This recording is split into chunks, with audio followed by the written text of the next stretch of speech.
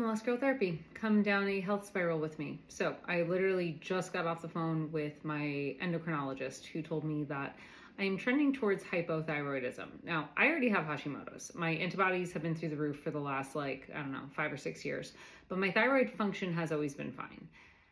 He just called because he wants to redo my thyroid blood work and basically see if I am still trending towards hypo. And he gave me the symptoms of hypo, aka brain fog, feeling really fatigued, etc., etc., etc. And then it occurred to me that I have been taking a nap every single day for the better part of 6 months. And I just attributed that to POTS. I did not think that that was Hashimoto's.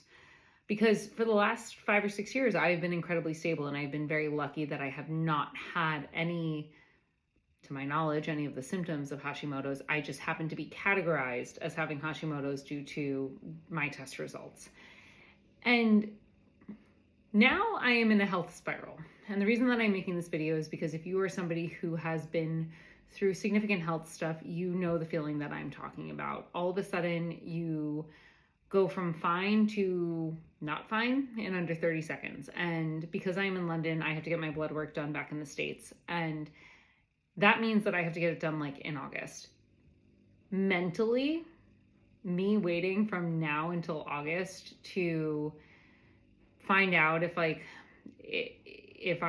am okay or if there's any interventions that I could be doing is really stressing me out. And I have not always had health anxiety. I started getting health anxiety as a result of POTS and jugular vein compression and Hashimoto's. And the Hashimoto's really has been this mystery for me because my thyroid antibodies have been so high, out of range for the last 5 years.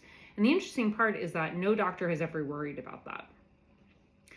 I have done my own research. I'm actually currently reading a book on the thyroid and the ways to lower the antibodies in the hopes of not getting to the point of hypo, because I want to preserve my thyroid function as long as I possibly can. I do not want to go on medication unless I absolutely have to. I'm so young. And every conversation with the doctor that I've ever had about this, really the only consideration is let me know when you're thinking about being pregnant. But now that there is this kind of forefront of, all right, well, you're trending towards this, now we have to start thinking of interventions, my anxiety is at 100. And this is the exact feeling that I would have when I got the POTS diagnosis and when I got the jugular vein compression diagnosis. It's my body's acting against me, and it kind of feels like it's my fault, even though I know that it's not. I feel this sense of guilt and this sense of you should have been doing something sooner, or you should have been mitigating symptoms, or you should have been doing your research more. And the fact is that I have done everything that I possibly can to protect my health up until now. And if this has now changed, then I have to adjust, and I have to go back in and figure out ways to protect my thyroid health and protect my overall health, and especially protect my health if I ever plan on having kids. But that initial moment of fear, I went from 0 to 100. And it's one of those things that I work on in therapy with my own therapist, where after you've had a very traumatic health experience, it's really challenging not to jump to level 100 because you naturally go to the worst case scenario. I don't have that chill middle ground that says, oh, no big deal, I'll wait until August to get my blood work done. I've already thought of 25 ways that I could figure out a way to get the test results before then. And it's upsetting, and it's stressful, and it's worrisome. And thank God I have tools to talk me out of it.